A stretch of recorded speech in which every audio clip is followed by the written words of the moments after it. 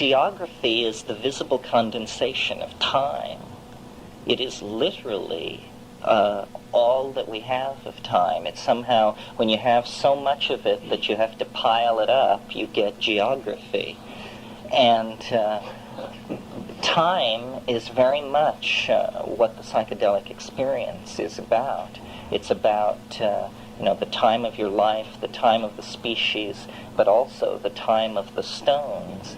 And when I delineated us as being caught between geography and language, that's what I wanted to say.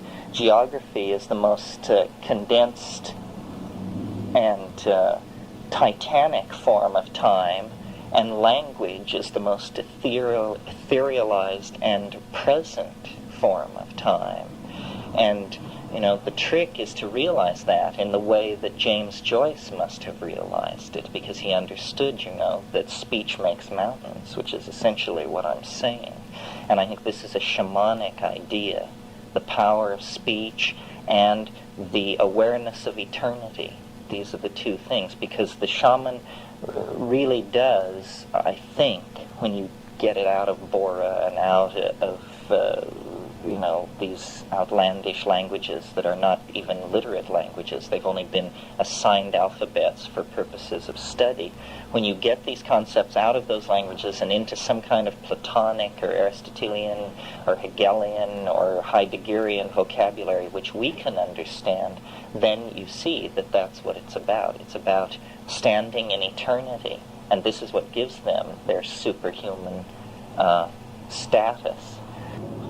Probably most of you are familiar with Mircea book, Shamanism, the Archaic Techniques of Ecstasy.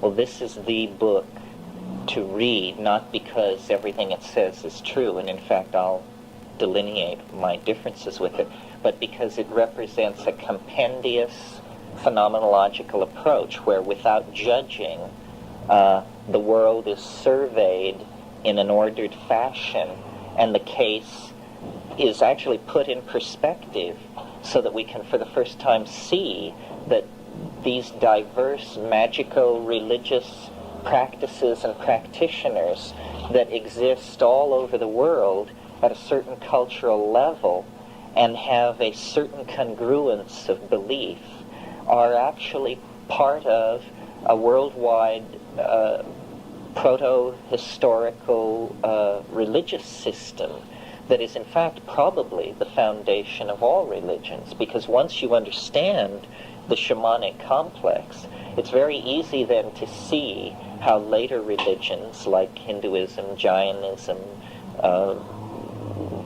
all of them arise on a foundation of shamanic motifs, so that and Iliad investigates and delineates the shamanic motifs, and some of them are superhuman ability to handle fire, shamanic flight, ability to cure, which you mentioned, which is the primary social function of the shaman, which really, I think, puts in perspective the fad of shamanism, which has enveloped our culture recently, because our stress largely, though not entirely, is on what the shaman experiences for himself.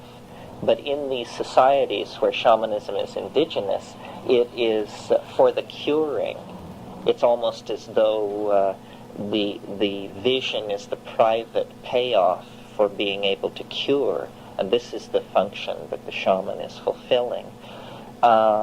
These superhuman abilities, like ability to handle hot metal, ability to find lost objects, ability to foretell weather, ability to cure diseases, are very challenging to Western anthropology, and they always have been, because we can't quite come to grips with it, and there have been various ideas about it. The most promising ones, I think, leaning on the idea that the linguistic context somehow sets you up for how you perceive reality.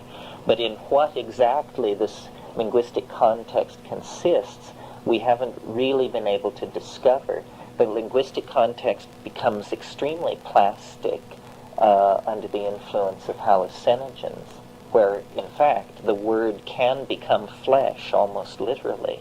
And we have to remember when talking about what you can do with hallucinogens that our approach is, when we take them, I think, most of us, largely scientific, which is take the drug, do as little as possible. This is known as not interfering with the experiment, and see what happens.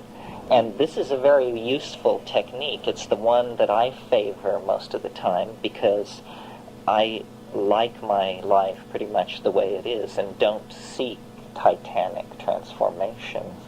But if you take these things and do things, dance, swing through the trees, expose yourself to wilderness isolation, and that sort of thing, I think it's pretty clear you can fairly quickly reach a place where other people have very little to say to you.